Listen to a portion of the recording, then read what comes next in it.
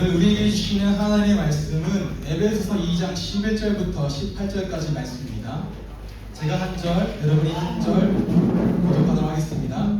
그러므로 생각하라. 너희는 그때에 육체로는 이방인이요 손으로 육체에 행한 할례를 받은 무리라 칭하는 자들로부터 할례를 받지 않은 무리라 칭함을 받는 자들이라. 그때 너희는 그리스도 밖에 있었고 이스라엘 나라 밖의 사람이라 약속의 언약에 대하여 너희의 이름으로 세상에서 소망이었고 하나님과 없는 자이더니 이제는 전에 멀리 있던 너희가 그리스도 예수 안에서 그리스도의 피로 가까워졌느니라.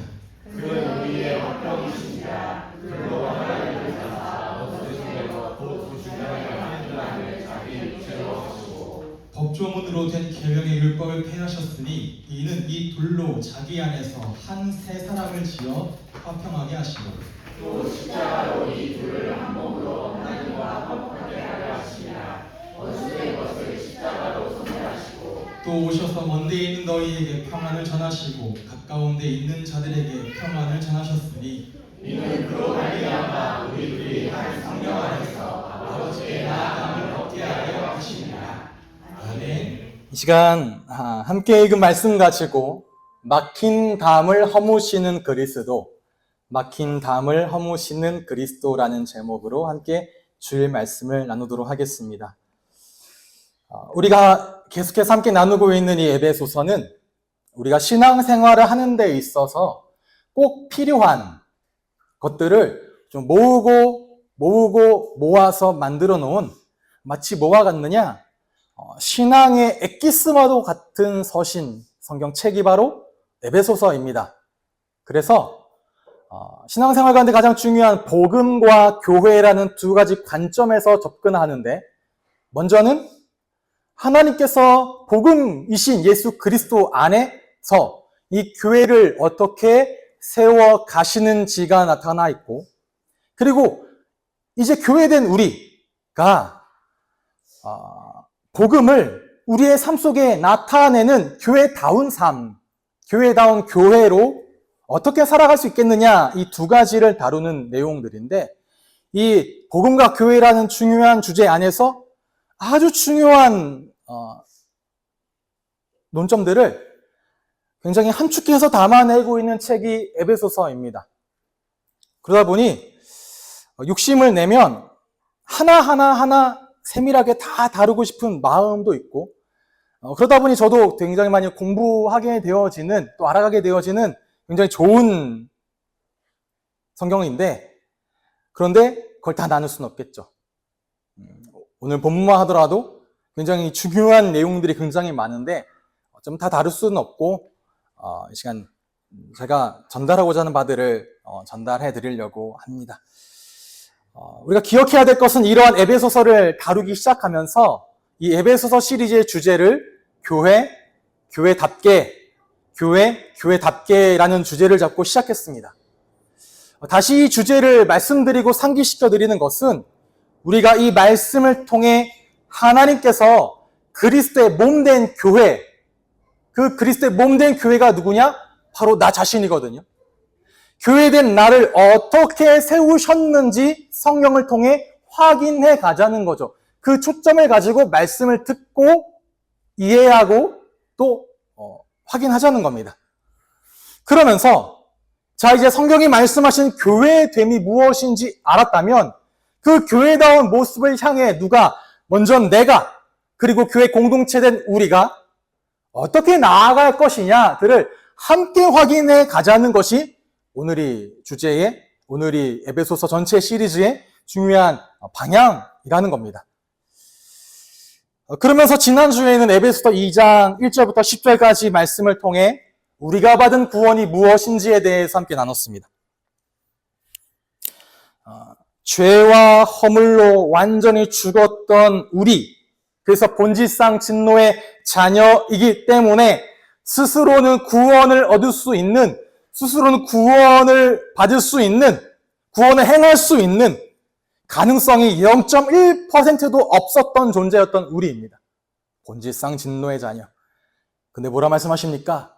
그러나 긍휼하신 하나님, 그 긍휼이 풍성하신 하나님의 그 크신 사랑으로 인하여 그 은혜로 말미암아 우리는 구원을 받았고 그리스도와 함께 일으켜지게 되었고 그리스도와 함께 하늘에 앉히셨다라는 말씀을 함께 나눴죠.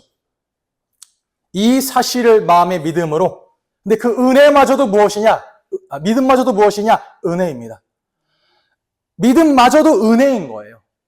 우리가 믿음으로 구원받았다는 말은 어쩌면 굉장히 수사적인 표현입니다. 뭐처럼 해는 어디서 떠요?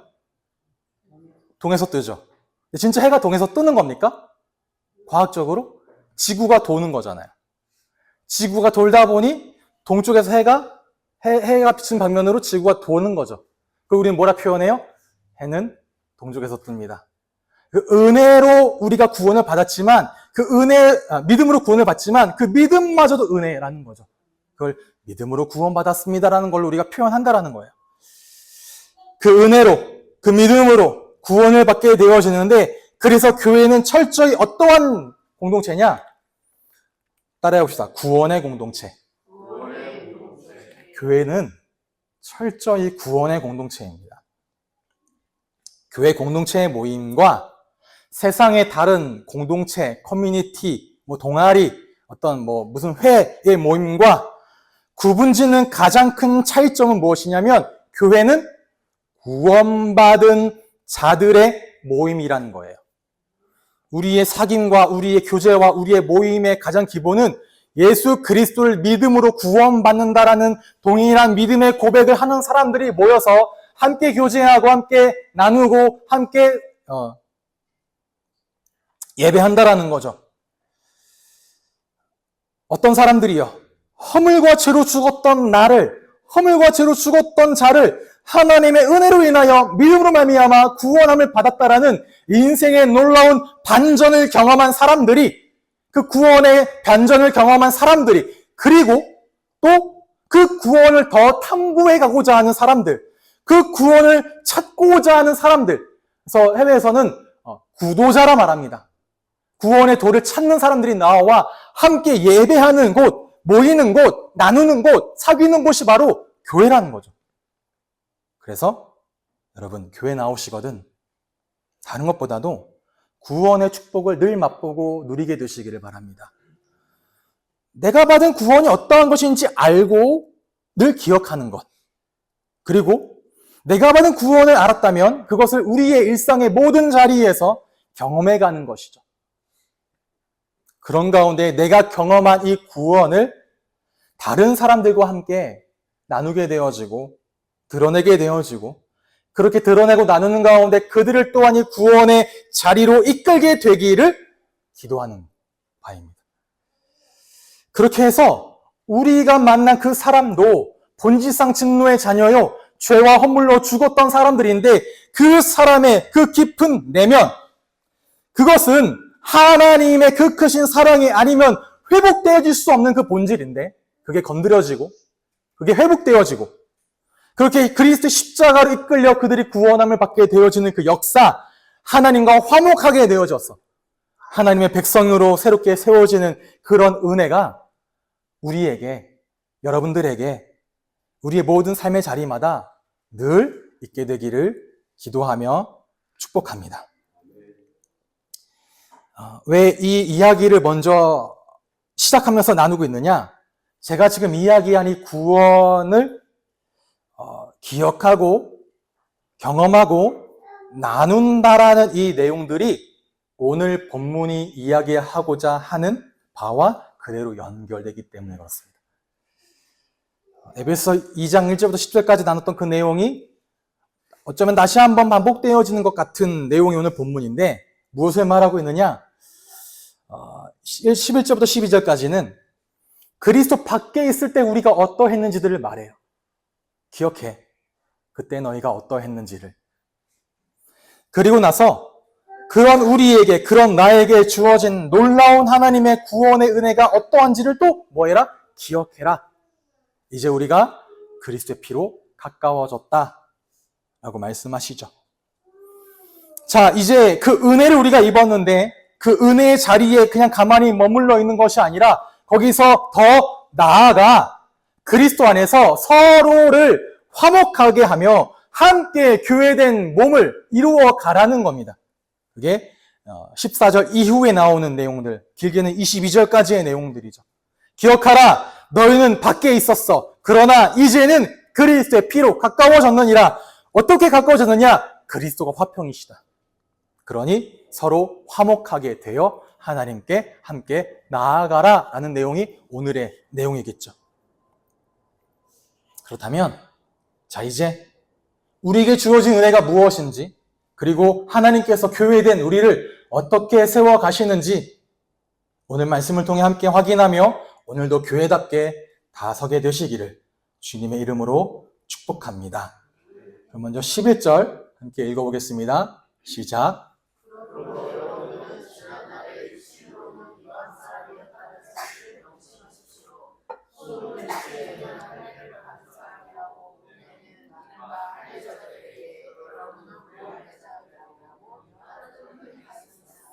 아멘. 많은 내용이 있지만 뒤에 할례에 대한 내용보다 오늘 더 중요한 건 맨 앞에 시작되어지는 그러므로, 그리고 명심하라는 두 단어입니다.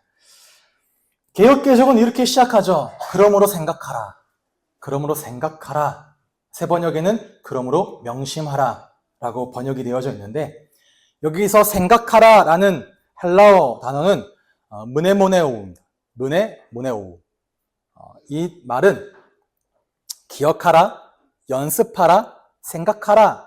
영어로는 어떻게 번역되냐? exercise memory라고 하는데요. 기억을 연습하라라는 의미겠죠.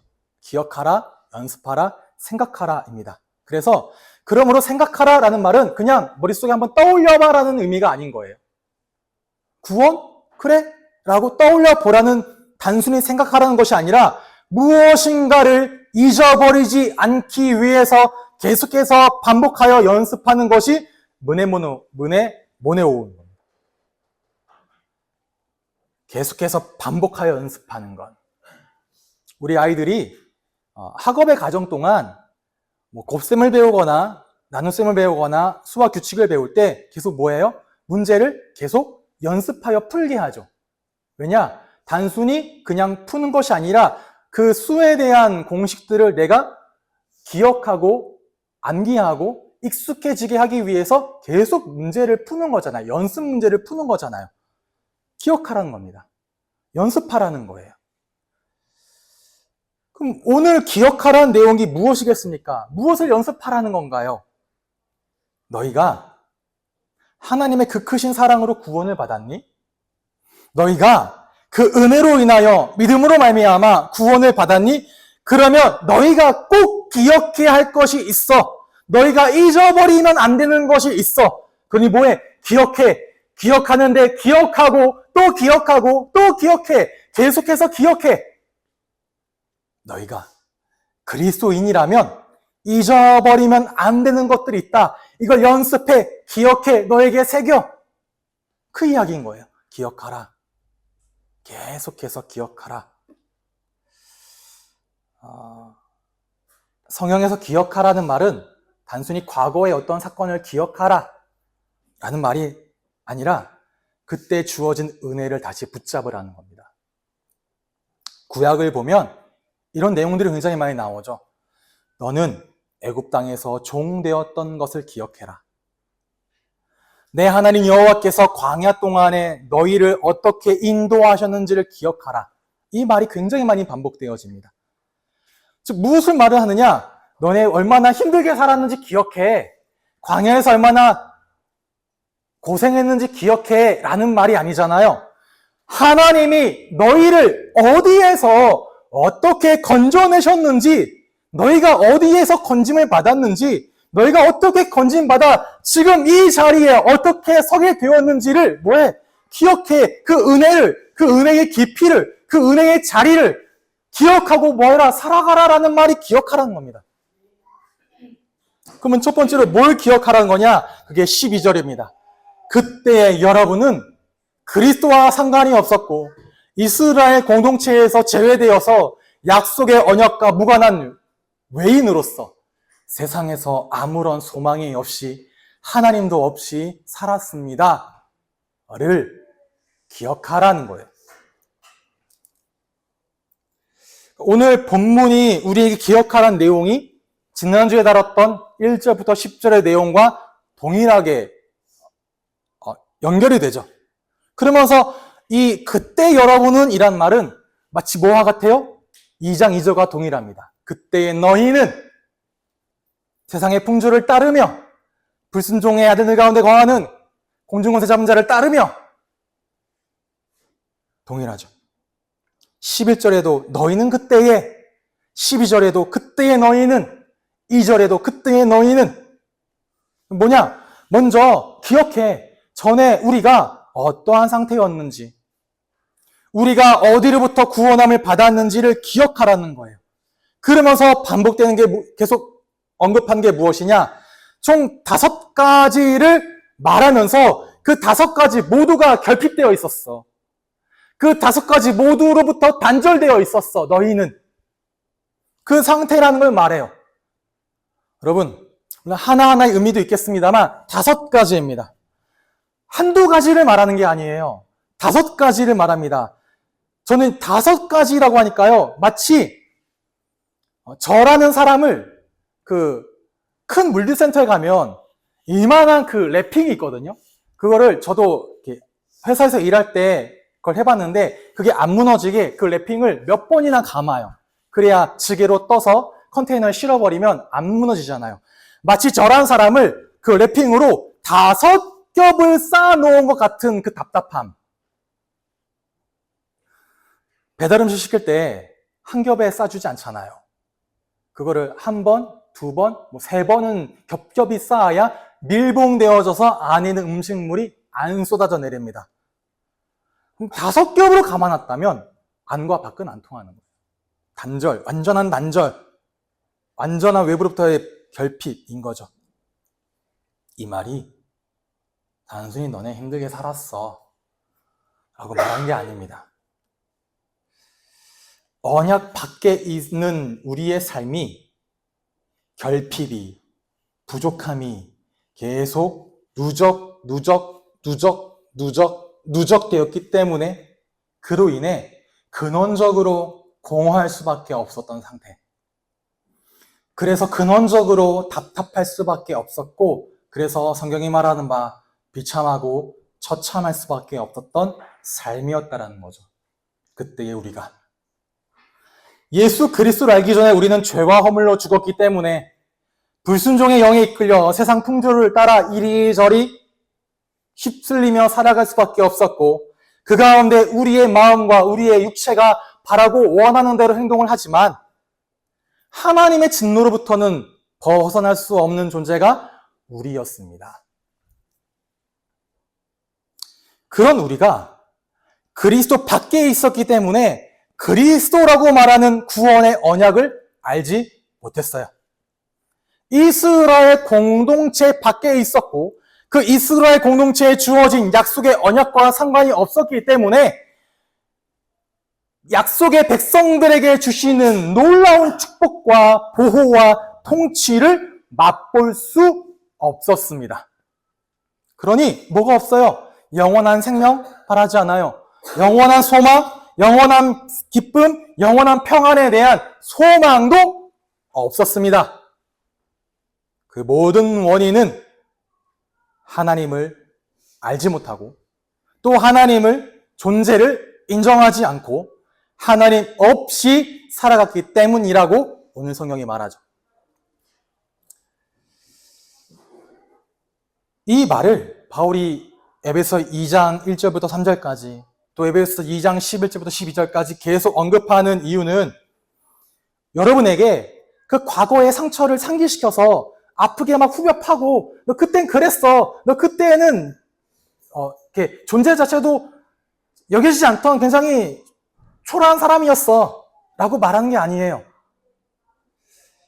그 상처를 후벼 팔려고 야, 너 과거에는 너무 못 살았다, 너무 힘들었다라고 말하는 게 아니라 지금 우리가 그리스도 예수 안에서 어떠한 복을 받았는지를 기억하고 또 기억하라는 거죠. 그 반전이요. 우리에게 일어난 그 반전이요. 그리스도 밖에 있을 때는 우리가 이방인으로서 영생에 대한 소망도 없었고 하나님도 알지 못한 채 살았습니다. 그러나 이제는 그 모든 것이 바뀌어졌다라는 거예요. 그게 13절입니다. 다 함께 읽어봅시다. 시작.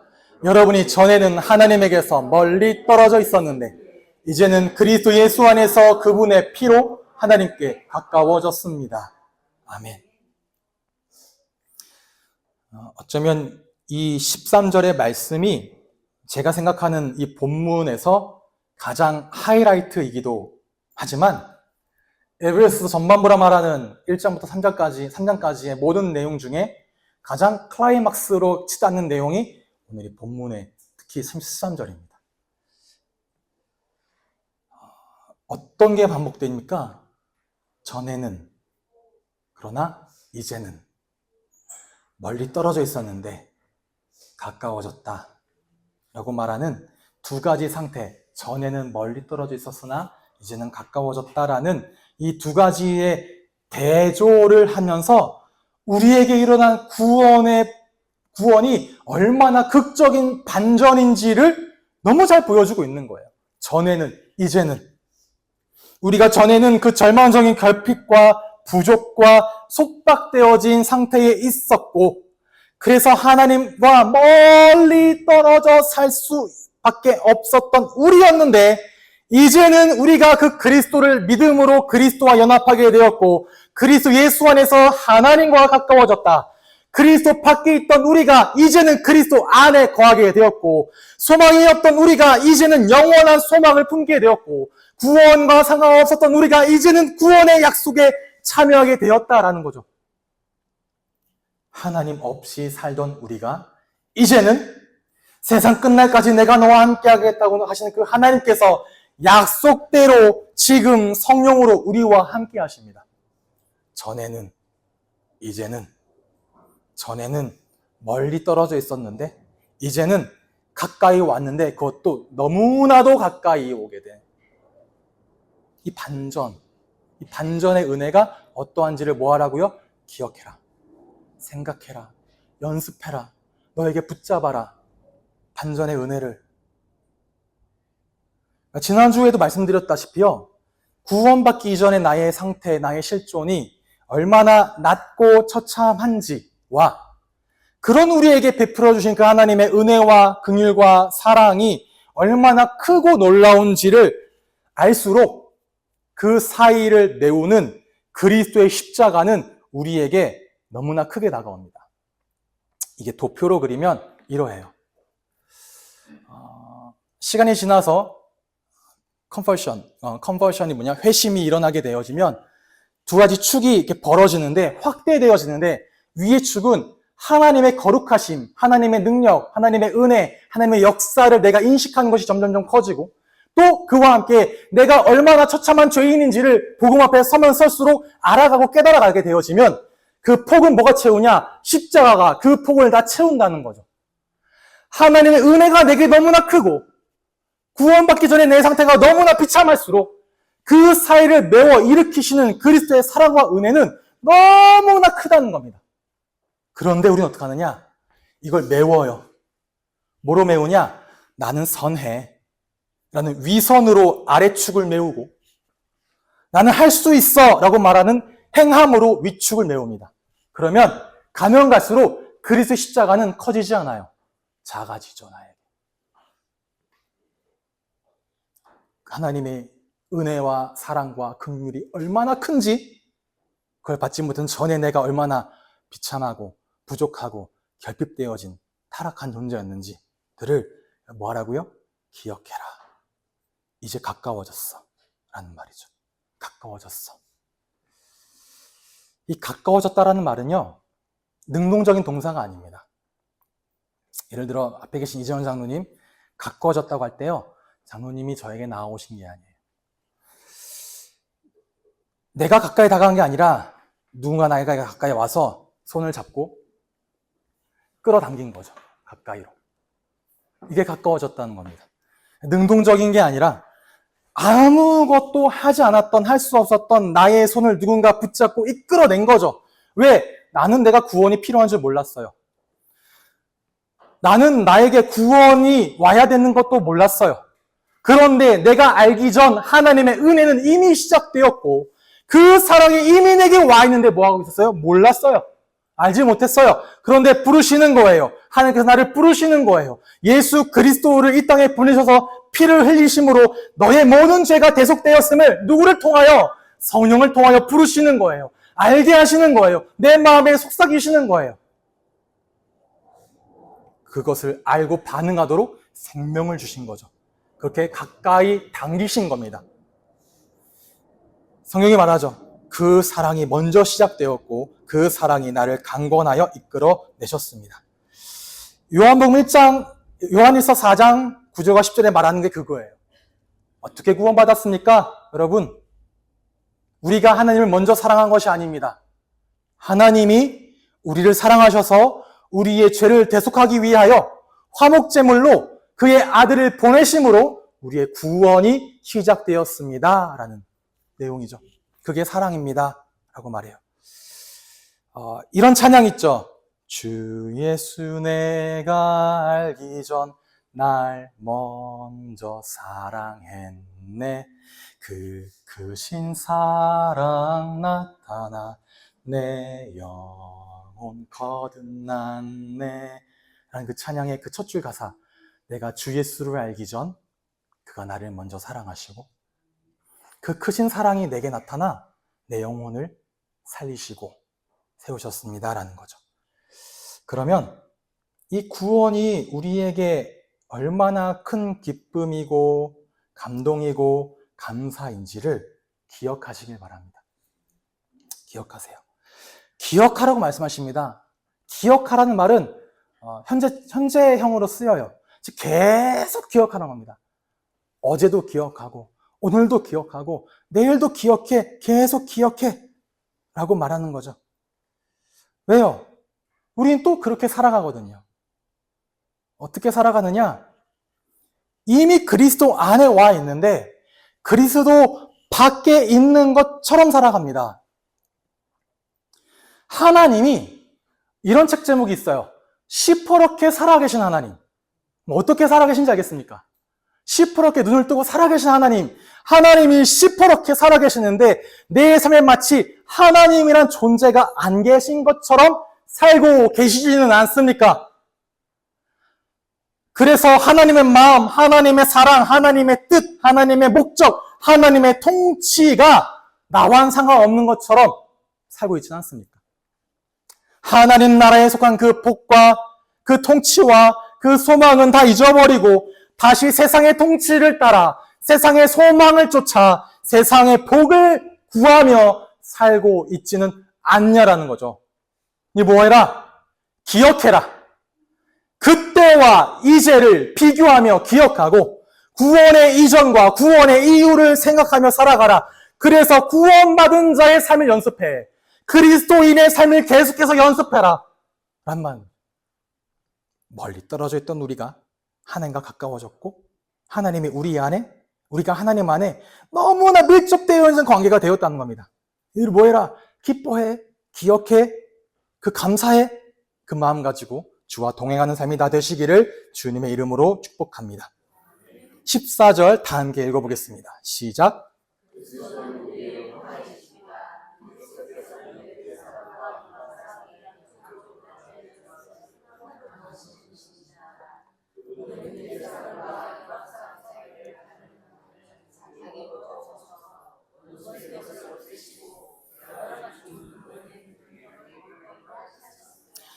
아멘. 그리스도 자신이 화평이시다라는 거죠. 그래서 우리는 다른 것으로 하나님과 화목을 이루는 것이 아니라 그리스도 안에서 하나님과 화목과 평화를 이루게 되어지고 거기서 더 나아가 다른 이들과도 화목과 평화를 누리게 되어집니다. 예수 그리스도는 가장 멀리 떨어져 있던 두 존재를 하나로 만드시는 분, 그래서 그리스도가 우리의 화평이신 거죠. 어떤 멀리요? 우리의 죄로 인해 도저히 건널 수 없을 만큼 멀리 떨어져 있던 하나님과 우리 사이를 가깝게 연결하시고 하나 되게 하실 뿐만이 아니라 유대인과 이방인이라 말하는 유대적 사고로는 절대로 가까워질 수 없는 두 존재. 두 집단을 완전히 하나로 만드신 게 그리스도시라는 거죠. 예수 그리스도의 희생이 없었다면, 그 십자가가 없었다면 우리는 하나님과 화목해질 수 없습니다. 죄인인 우리가 하나님께 가까이 나아가려면 한 가지를 이루어야 돼요. 그게 뭐냐? 율법의 모든 요구를 다 충족해야 됩니다. 그래서 오늘 본문에 뭐라 말씀하시냐? 그 율법을 뭐 했다고요? 폐하셨다고요. 이 폐했다는 말이요. 많은 이단들이 이야기하는 것처럼 율법이 폐기되었으니 너네 그냥 마음껏 살아도 돼. 구원파 그렇게 말해도 구원받았다면 괜찮아. 너네 마음껏 살아도 돼. 연결되기도 하거든요. 율법 폐기를 말하는 게 아닙니다. 더 이상 율법의 기능으로 구원을 받는 것이 아니라 그리스도의 십자가로 구원함을 받는다라는 거예요. 예수님께서 그 율법의 요구를 충족시키기 위하여 십자가에 죽으셨기 때문에 이제는 율법을 통해 나의 의를 이루고 율법을 통해 거룩함을 얻고자 하는 그 기능이 끝났고, 전에는 율법 가지고 네가 선하니 내가 선하니, 네가 착하니 내가 착하니, 네가 완전하니 내가 완전하니라고 다퉜던, 서로를 갈라놓았던 그 경계선의 벽과 담이 그리스도로 말미암아 허물어졌다는 겁니다. 그게 오늘의 말씀인 거예요. 그 결과 어떻게 되었냐? 15절 16절에 그분은 이 둘을 자기 안에서, 이 둘은 유대인과 헬라인을 말합니다.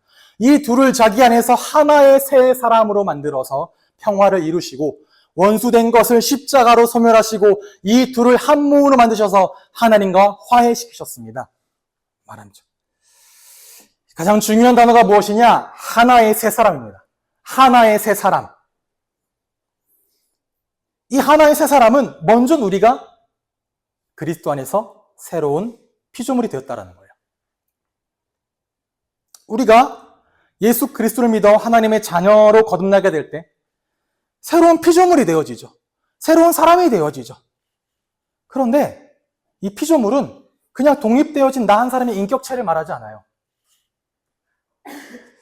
그리스도인이라고 말하는, 그리스도인이라고 규정하는, 그리스도인이라고 불림을 받는 새로운 정체성을 가진 새로운 공동체가, 또 성경에는 새로운 인류라고까지 해석합니다. 새로운 인류가 만들어졌어. 하나의 새 사람. 그런 단어 쓰잖아요. 신인류요. 그리스도인이라고 말하는 전에 없었던 새로운 존재들이 그리스도 안에서 만들어졌다는 겁니다. 그렇게 할 때 나 한 사람이 아니잖아요. 인류라는 말은요. 사람이란 말은 나 한 사람이 아니잖아요. 교회는 단지 유대인과 헬라인이 그냥 물리적으로 하나로 모여져 있는 게 아닙니다. 화학적이라고 하죠. 완전히 결합되어지는 것. 그냥 유대인과 이방인이 섞여 있어서 그냥 얼굴 보면 친하게 지내고 기 오면 그냥 그 관계를, 그 교제를 묻고 근황을 묻고 그런 무리됨을 말하는 하나의 새 사람이 아니라 새로운 인류의 모임이 만들어진다라는 거예요. 완전히, 화목하다는 말은 완전히 화목하게 된, 하나님과 우리가 그렇게 되었고 우리도 그렇게 되어졌다. 수평적으로는 서로가 화목하게, 완전히 화목하게 되었고 수직적으로는 하나님과 그렇게 되었다. 생각해 보세요. 유대인은 지금도 이방인과 식탁에 앉지 않습니다. 그런 유대인이 이방인과 화목하게 되었다.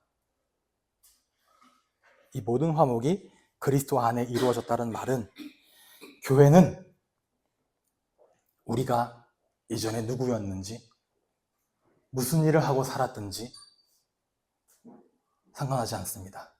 이제 모두는 그리스도 십자가의 대속과 부활의 능력으로 누구나 구원을 받게 되어집니다.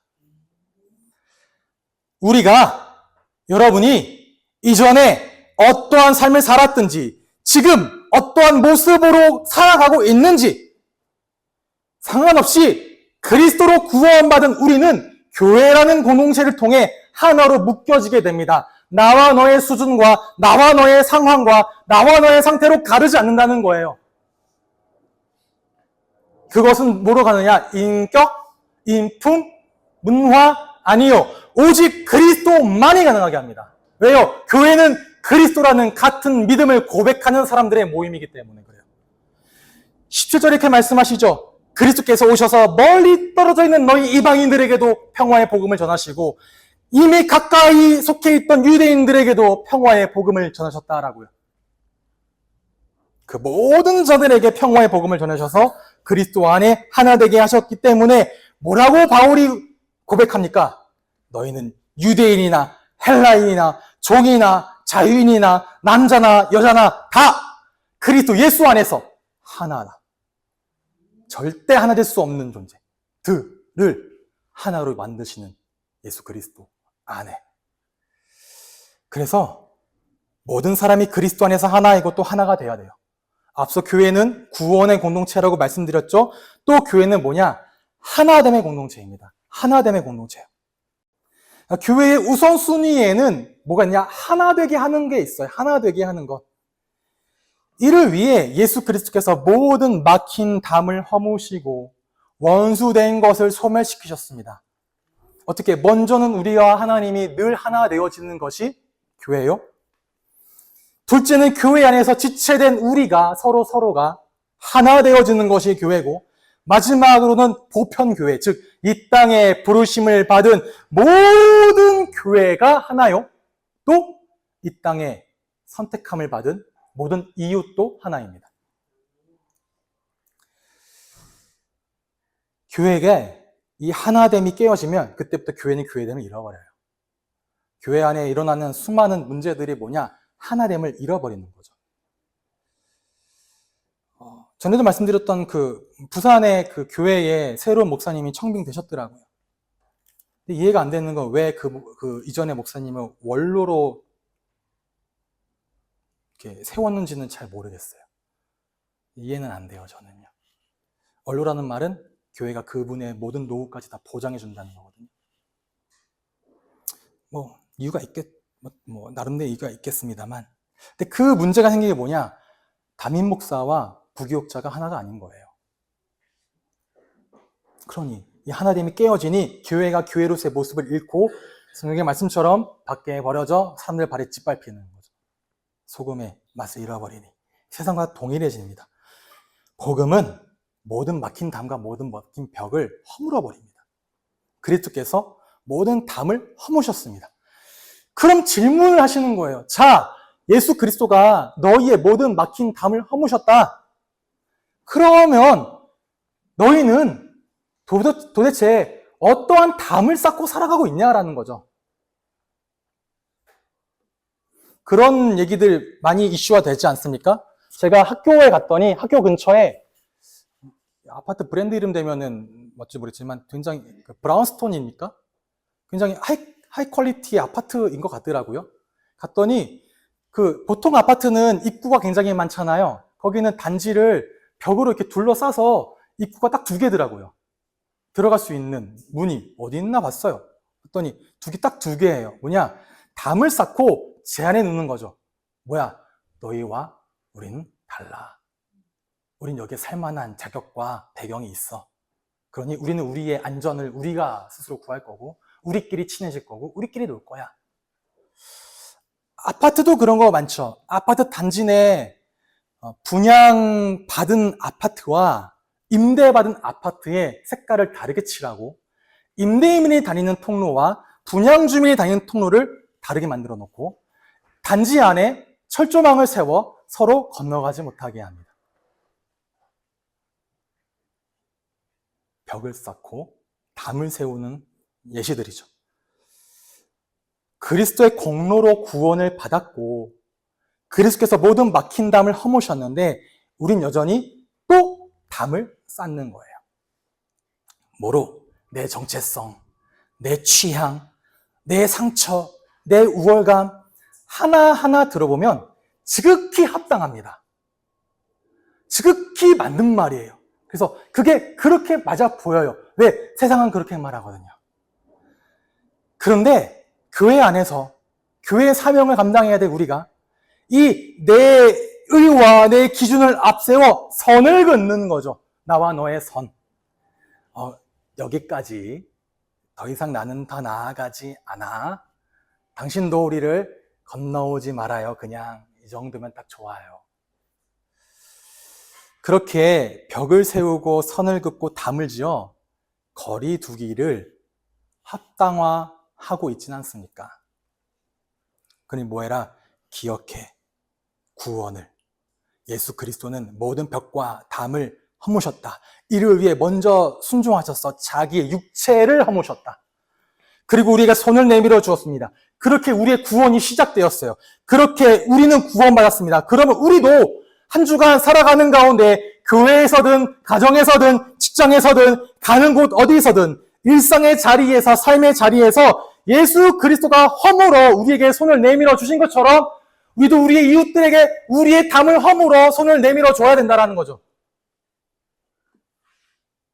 내가 있는 자리를 밝고 따뜻하게 만들고 다가가 이웃이 되어 주어서 그들에게 우리의 헌신, 우리의 환대와 우리의 섬김을 통해 우리의 하나님이 살아계신다는 것을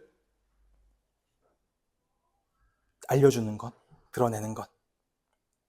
이걸 하려면 앞에가 뭐냐? 그리스도의 십자가로 내가 먼저 화목해야 돼요. 그리스도의 십자가 대속으로 내가 먼저 그 화목해 하는 마음을 깨달아야 돼요. 그러면 이번 한 주간 내가 세워놓은 담이 뭐가 있는지 한번 점검해 보세요. 허무셨다는데 내가 다시 그 벽을 세우면서 그래도 이거는 합리화하고 정당화하는 말들이 있지 않습니까? 그러면 그것을 한번 맞춰보세요. 그 벽의 높이를 조금씩. 혹시 아직 난 그렇게 하기 어려워요. 그럴 수 있습니다. 뭐 다 깨부수고 막 이렇게 아니잖아요. 그럼 뭐냐? 먼저 그런 나의 벽에, 나의 담에 그리스도의 은혜와 그리스도의 능력이 임하기를 구하세요. 그것으로만 허물어지기 때문에 그렇습니다. 내 힘이나 내 노력으로 허무는 것이 아니라 모든 걸 화목해 하시는 예수 그리스도의 능력으로만 되어진다는 거죠. 그렇게 해서 화목하게 되어지는 겁니다. 그 화목이 오늘의 결론이 이렇게 되어집니다. 이방 사람과 유대 사람이 양쪽 모두 잘 들으세요. 그리스도를 통하여 성령 안에서 아버지 하나님께 나아가게 됩니다. 라는 말이 뭐냐면 삼위일체적인 은혜를 말합니다. 삼위일체적인 은혜가 임하는 예배의 자리를 말해요. 단순히 화목해가 너 나랑 친하게 지내자, 너 나랑 가깝게 지내자, 우리 사이좋게 지내자가 아니라는 거죠. 함께 아버지께 나아간다. 양쪽 모두가 다 한 성령 안에서 그리스도를 통하여 하나님께 나아간다는 거죠. 예수 그리스도의 십자가로 말미암아 우리가 화평의 몸을 입게 된 것은 하나의 목적입니다. 함께 아버지께 나아가기 위함이에요. 함께 예배하기 위함이에요. 이 목적에 맞도록 많은 사람들이 하나님과 화목하게 나아갈 수 있도록 우리에게 뭘 주시냐? 화목하게 하는 직분을 우리에게 주셨다 말씀하시죠. 그런 구원의 공동체, 예배의 공동체, 하나 되게 하는 공동체가 되기를 바라고 기도합니다. 함께 나와 예배는 하나님이 마련하신 잔치 식탁에 다 함께 나와 둘러앉아 먹고 마시는 거예요. 하나가 아닌데 어떻게 식사를 같이 하겠습니까? 말씀을 맺겠습니다. 기억하라. 무엇을요? 여러분, 그때는 어땠습니까? 지금은 어떻게 되었습니까? 그리스도를 통해 성령 안에서 아버지 하나님께 함께 나아가게 되었고 그리스도께서 그 막힌 담을 허무시고 우리를 서로 화목하게 하셨으니 우리도 화목하게 하는 예배자의 직분을 감당해 가자라는 거죠. 한 주간 그 교회됨을 잊지 않고 가는 곳마다 예배자로 또 예배하게 하는 자로 세워지는 그 은혜가 있기를 주님의 이름으로 축복합니다.